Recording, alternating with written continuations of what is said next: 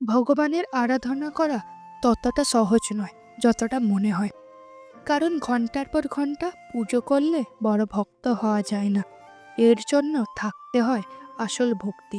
আপনি কোন দিন জন্মেছেন সেই অনুযায়ী পুজো করলে বা মেনে চললে অবশ্যই সবথেকে বেশি ফল পাবেন। হিন্দু ধর্মের ওপর লেখা একাধিক প্রাচীন পুঁথি অনুসারে কোনো দিক বিচার না করে আরাধনা করলে কোনো ফলই মেলে না, বরং সময় নষ্ট হয়। আপনার ইষ্ট দেবতাকে তা জানলে অবশ্যই সুবিধা পেতে পারেন। সকলকে চ্যানেলে স্বাগত। আজকে আমাদের আলোচ্য বিষয়, আপনি যেই দিন জন্মেছেন সেই মতে কোন দেবতার পুজো করবেন। সপ্তাহে 7টি দিন 7 বিশেষ আরাধ্যের জন্য উৎসর্গ করতে হয়। কমেন্ট বক্সে আপনি কোন দেবতার পুজো করেন অবশ্যই জানাবেন। চলুন, কোন বার কোন দেবতার পুজো করলে বিশেষ আশীর্বাদ পাওয়া যায় এবং জীবনে উন্নতি করা যায়, এমনকি বিপদের আশঙ্কা কমে যায়, জানা যাক।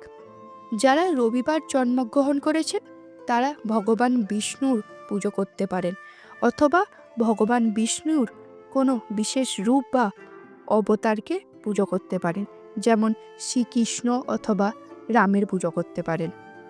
নিয়ম মেনে পুজো করলে আপনার সমস্ত মনস্কামনা পূর্ণ হবে।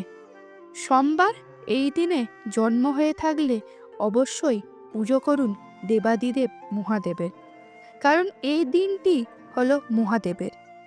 মঙ্গলবার এই দিন আরাধনা করতে হবে হনুমানজির। এই দিন হনুমানজি আপনাকে সমস্ত বিপদ থেকে রক্ষা করবেন এবং তার আরাধনা করলে আপনার সব ইচ্ছা পূরণ হবে।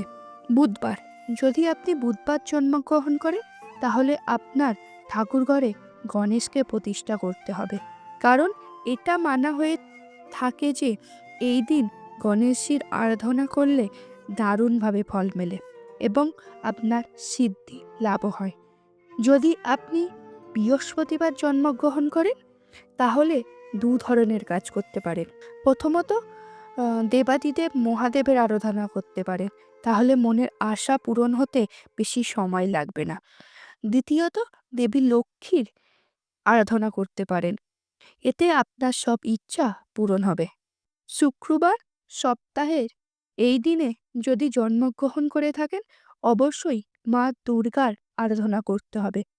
তবে যদি সেটিও সম্ভব না হয়, মায়ের যে কোনো রূপের পুজো আপনি করতে পারেন। শনিবার, অর্থাৎ সপ্তাহের শেষ দিন, এইবার যদি আপনি জন্ম নিয়ে থাকেন তাহলে হনুমানজির অথবা কালভৈরবীর পুজো করতে পারেন। চাইলে বড় বাবা শনি দেবতার পুজো করতে পারেন। এই আশানুরূপ ফল পাবেন, আপনার সব মনস্কামনা পূর্ণ হবে।